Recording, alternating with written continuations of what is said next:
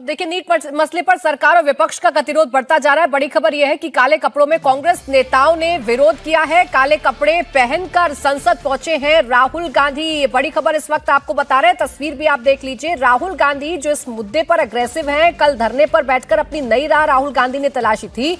आज वही राहुल गांधी काले कपड़े पहनकर संसद पहुंचे हैं। आज भी जबरदस्त घमासान की उम्मीद है संसद के बीच में, संसद के अंदर, क्योंकि विपक्ष की मांग सरकार ने मांग ली है। और अगर चर्चा आज नीट पर होती है तो सरकार और विपक्ष के बीच में तीखी बहस की संभावना है। और ऐसे में विपक्ष ने अपने रुख को बड़ा साफ कर दिया है, राहुल गांधी ने अपने रुख को बड़ा साफ कर दिया है। काले कपड़े पहनकर पहुंचना ये बताता है कि आज का दिन भी संसद के अंदर सियासी घमासान वाले रहने वाला है, तीखी बहस वाला रहने वाला है। राहुल गांधी नीट के मसले पर छात्रों के साथ खड़े रहना चाहते हैं। हमारे साथ जो हुआ वो इररिलेवेंट है। हम स्टूडेंट्स के साथ हैं और उनकी आवाज उठा रहे हैं।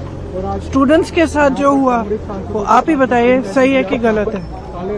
बच्चे हैं, सारे प्रोटेस्ट कर रहे हैं, कोई ऐसे प्रोटेस्ट नहीं है। जेन्युइन इशू है, जेन्युइन प्रॉब्लम है। सारे इस देश के सारे माँ बाप जानते हैं, इस देश के सारे स्टूडेंट्स जानते हैं, इस देश के सारी टीचर्स भी जानती हैं, सब जानते हैं। तो एक जेन्युइन मामला है, जेन्युइन इशू है। उस पे स्टूडेंट सिर्फ अपना अधिकार मांग रहे हैं और कुछ नहीं मांग रहे हैं। वो सिर्फ ये कह रहे हैं हमें अपना अधिकार दो। हमें कब, आप हर एग्जाम को क्या पेपर लीक करा रहे हो? बच्चे इतना संघर्ष करके पढ़ाई करते हैं, अपने लिए एक फ्यूचर देखते हैं, आप उस फ्यूचर को बिगाड़ रहे हो। आपने पूरी एजुकेशन बजट का क्या, आपने 1.4 लाख करोड़ पूरी एजुकेशन बजट है पूरे देश के यूथ के लिए। और अडानी जी और अंबानी जी को आप 16 लाख करोड़ आप मुफ्त में लोन माफी कर रहे हो। किसानों को कुछ नहीं, गरीबों को कुछ नहीं, स्टूडेंट्स को कुछ नहीं। और ऊपर से स्टूडेंट्स को इतना खर्चना पड़ रहा है, फैमिलीज को इतना खर्चना पड़ रहा है, लोन लेते हैं। सिर्फ नीट के एग्जाम में जो 22 लाख फैमिलीज हैं, उनका खर्चा 1.32 लाख करोड़ है, almost equal to education budget. तो स्टूडेंट्स की जेन्युइन स्ट्रगल है, जेन्युइन समस्या है। वो सिंपली कह रहे हैं हमसे बात करो, हमारे लिए सिस्टम, हमारा सिस्टम बदलो। ये सिस्टम चल नहीं रहा है, टूटा हुआ सिस्टम है, सब जानते हैं टूटा हुआ सिस्टम है। जिसके बच्चे हैं, किसी भी क्लास का हो, किसी भी वर्ग का हो, जिसके बच्चे हैं वो जानता है कि बच्चों पे क्या बीतती है जब एग्जाम देते हैं। और आप सोचिए कि 26, 27, 28 साल के बच्चे बार बार एग्जाम दे रहे हैं, बार बार पेपर लीक हो रहा है, अपनी नियुक्ति का वेट कर रहे हैं, नियुक्तियां नहीं हो रही हैं। तो फ्यूचर तो बर्बाद हो रहा है ना सबका। ऊपर से आप जॉब्स क्रिएट नहीं कर रहे हो। प्रदर्शन को अलोकतांत्रिक बता रहे हैं। हमारा प्रोटेस्ट अलोकतांत्रिक है। लोकतंत्र में सबसे बड़ी चीज क्या होती है? फ्रीडम ऑफ एक्सप्रेशन और right to protest, peaceful protest. इसमें कुछ अलोकतांत्रिक बात नहीं है। अलोकतांत्रिक ये है जो यहाँ इस सदन में हो रहा है, जो सड़कों पे हो रहा है। सदन में आप चर्चा नहीं करते, एलओपी को बोलने नहीं देते, ऑपोजिशन लीडर्स को बोलने नहीं देते, वो बोलने के लिए उठते हैं, आप चुप कर लेते हो। स्पीकर साहब खुद कह रहे हैं कि मुझे सरकार से पूछना है कि आप लोग डिस्कस कर सकते हो कि नहीं। ये क्या है? ये लोकतंत्र बचा ही नहीं है, सिर्फ आप ही पूछ रहे हैं मैडम ये क्वेश्चन। पूरा देश जान रहा है कि कोई लोकतंत्र बचा नहीं है इस देश में।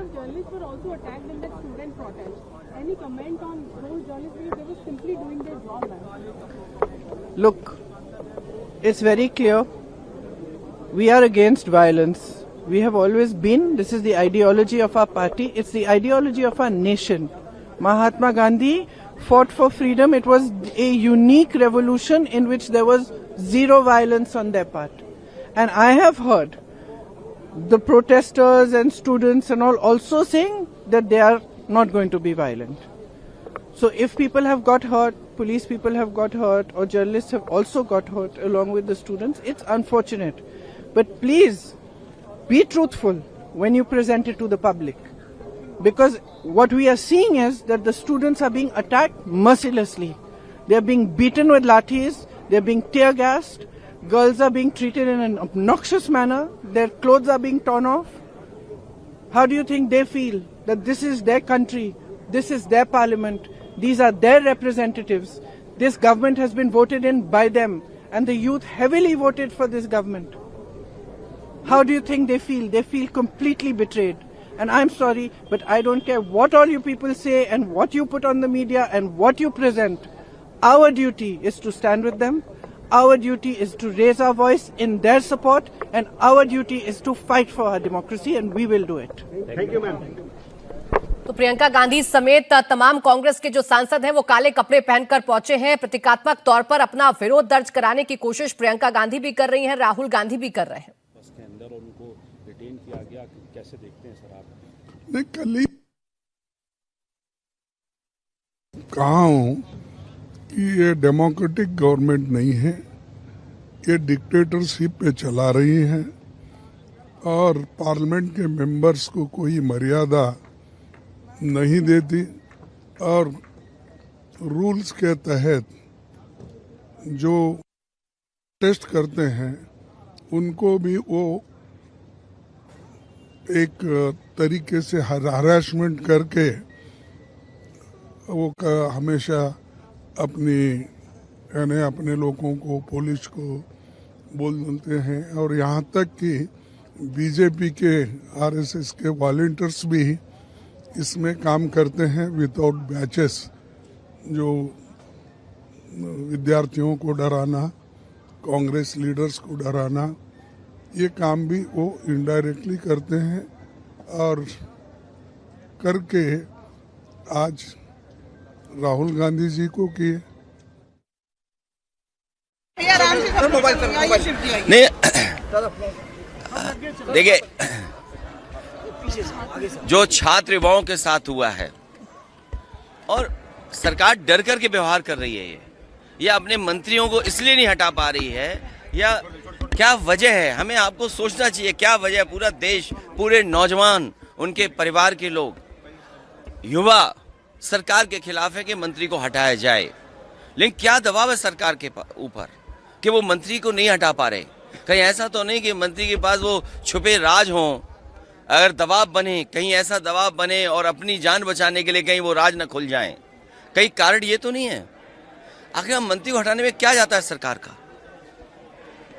और छात्रों की मांग सरकार अभी तक नहीं मानी है, छात्रों से अभी तक, युवाओं से अभी तक सरकार ने कोई बातचीत नहीं की है। काले कपड़े का मतलब है विरोध करना और जो काले कपड़े पहन के आए, काला विरोध का है, दुख का भी रंग है। सरकार सुनने वाली नहीं है, डर लग रहा है सरकार।